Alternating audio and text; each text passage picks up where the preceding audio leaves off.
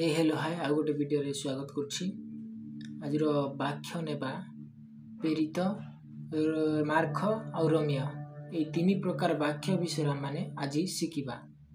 प्रथमे प्रेरित 4 पर्व 12 पद। प्रेरित 4 पर्व 12 पद रे एपरि लेखा होछि, ताहांक छडा आउ काहाटारे परित्रण नाही, कारण जाहांक द्वारा आमानकु परित्रण पाइबाकु एबो। परित्रण अर्थात पाप क्षमा पाइबाकु एबो आकाश तले मनुष्य मानक मध्य रे आउ कोनोसी नाम दिया जाय नाही। पाप क्षमा विषय रे जीशुंक छडा आउ काहा अधिकार नाही मनुष्यर पाप क्षमा करिबो। जो कोनोसी देवी देवतार अधिकार नाही कि काहार अधिकार नाही ए आकाश तले मनुष्य मानक मध्य रे पाप क्षमा करिबाकु, मनुष्य को पापरु उद्धार करिबाकु कार क्षमता शक्ति नाही।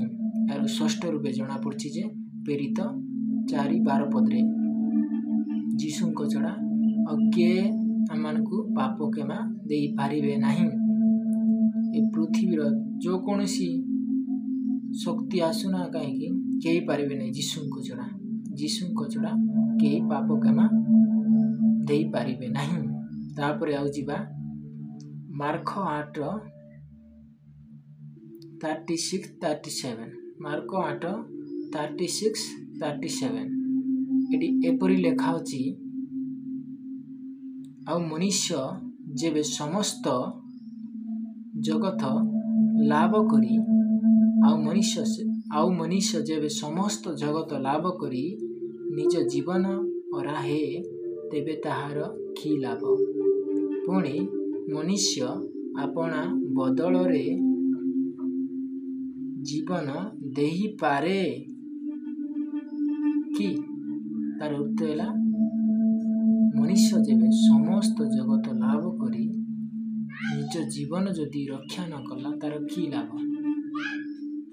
मनुष्यर गाड़ी घोड़ा टंका सुना धन संपत्ति लाभ कला शेष रे जीवन को रक्षा न कला शरीर पाई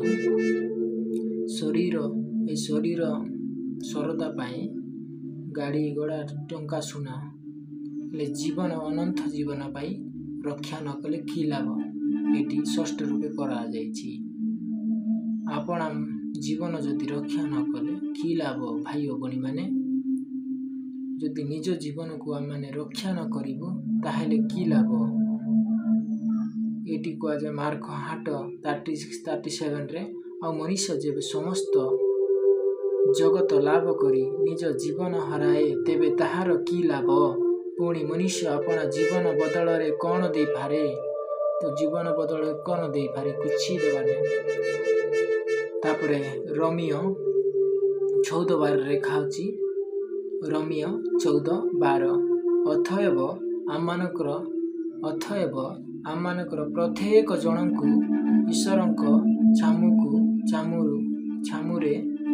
ईश्वरंक छामुरे निज निजर हिसाब देवाकू एवं भूलना मत एक दिन जरूर हिसाब देगा। सबू जेते अच्छु मनुष्य जाति सबू गोटे दिन स्थिर करी अछंती मनुष्यर विचार करिवे। मनुष्यर विचार केबे हेबो? जेतेबेले हमें जगत को छाड़ी की जीवु।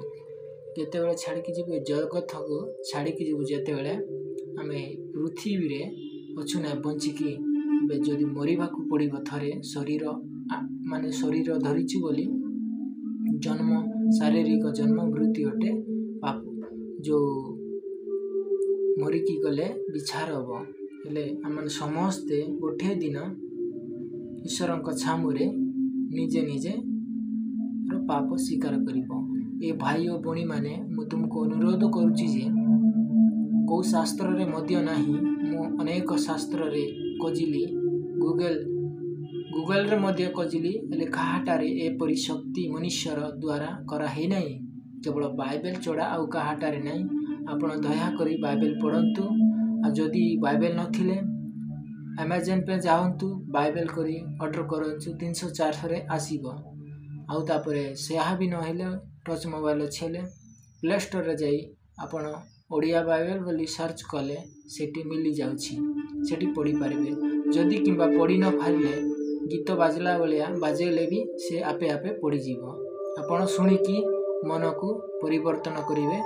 ଯେମିତି ଜଣେ ଝିଅକୁ ଭଲ ପାଇବେ ସେହିପରି ପ୍ରଭୁ ଯୀଶୁଙ୍କୁ ଭଲ ପାଇଲେ ଆପଣମାନେ ଅନନ୍ତ ଜୀବନ ତାହା ଭଳିଆ କୁହାଯାଏ। ପିତା ଯେମିତି ଦୟାଳୁ ତମେ ମିଶା ସେମିତି ଦୟାଳୁ ହୁଅ। ଧନ୍ୟବାଦ। ଏ ଭିଡ଼ିଓ ଯଦି ଭଲ ଲାଗୁଥିଲେ ଦୟାକରି ଜଣଙ୍କୁ ସେୟାର କରିବେ। ଯୀଶୁ ଖ୍ରୀଷ୍ଟଙ୍କ ନାମରେ ମାଗିଲି, ଧନ୍ୟବାଦ। ଆମେନ୍।